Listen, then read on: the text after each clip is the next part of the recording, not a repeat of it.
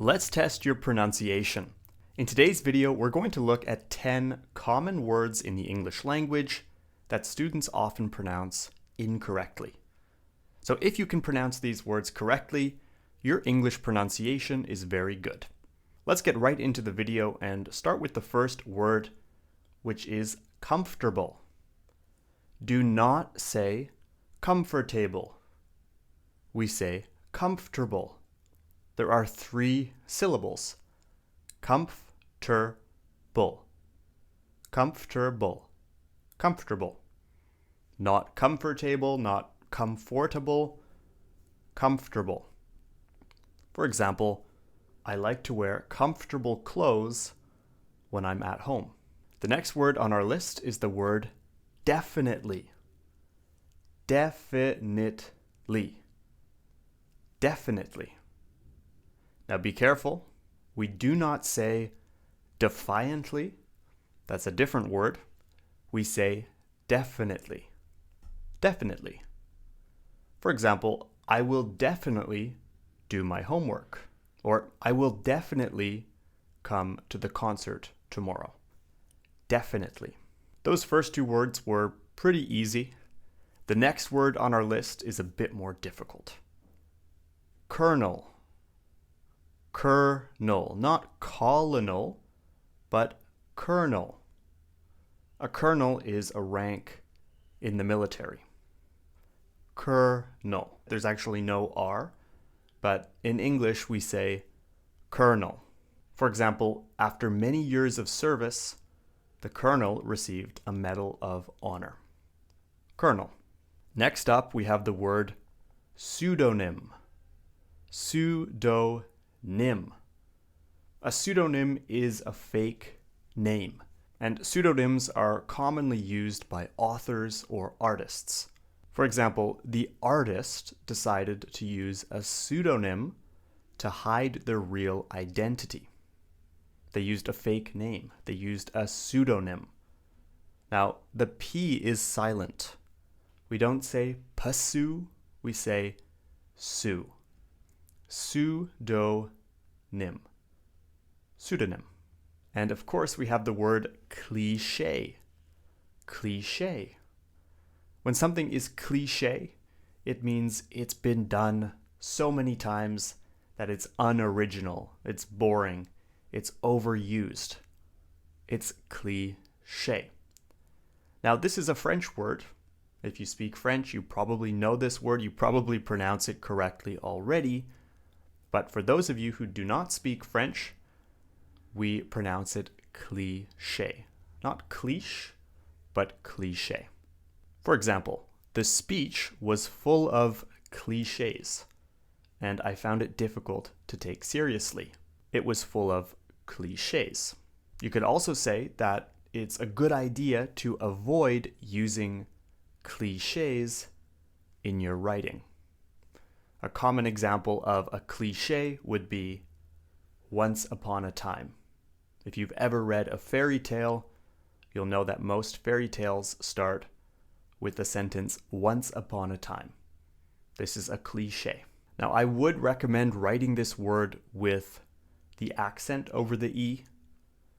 This is a French word, and in English we technically don't have this letter in our alphabet. We don't have the accent over the E, but we've taken a lot of words from French, for example, café, cliché, and we've brought them into English, and when we spell them, we often use the accent. Cliché. Okay, before we continue the video, make sure to leave a like and let me know in the comments if you're finding this lesson useful. We've looked at the first 5 words on our list, so let me know if you were able to pronounce them, if they were difficult, or if they were new to you in some fashion. If you want to learn English with me, don't forget to subscribe to English at the Ready here on YouTube, and of course, click the link in the description below to learn more about how I can help you start speaking English fluently. I have lots of programs and resources available to help you start communicating confidently in English. With that said, let's get back into the video and look at the next word on our list, which is squirrel. this cute little animal, we say squirrel. Not scurriel, but squirrel. Squirrel. Repeat after me. Squirrel. Lots of students also have problems with the word epitome. Not epitome, but epitome. An epitome is the perfect example of something. It's the embodiment of a particular quality, character, or type.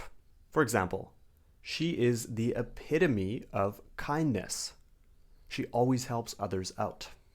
Or you could say, Albert Einstein was the epitome of intelligence. Epitome. The stress is on the second syllable. Epitome. Now, if you've ever dealt with paperwork, if you've ever had to apply for a passport, maybe for a job, then you might have dealt with bureaucracy. Bureaucracy. Bureaucracy is a system of government where everything is managed by state officials. And we often use this word to describe something that is complicated, that's lengthy, that's drawn out. We say it's bureaucratic. For example, navigating through government bureaucracy can be frustrating due to all the paperwork and delays. Bureaucracy. Not bureaucracy, but bureaucracy. The stress is on the second syllable. Bureaucracy. Now the next word on our list is yacht. Yacht. A yacht is normally a boat. It might be privately owned. You can have a small yacht, you can have a big yacht, but most importantly, we pronounce it like yacht. Not yacht, but yacht. For example, the millionaire owned a yacht that could accommodate dozens of guests. And last but not least, we have a British word which looks a bit more complicated than it actually is. It's the word queue. We don't say QE or QU. We just say queue, like the letter Q. Simple. And a queue is just a line. For example, you might wait in a long queue at the grocery store. It's a synonym for line. You can wait in a line, you can wait in a queue.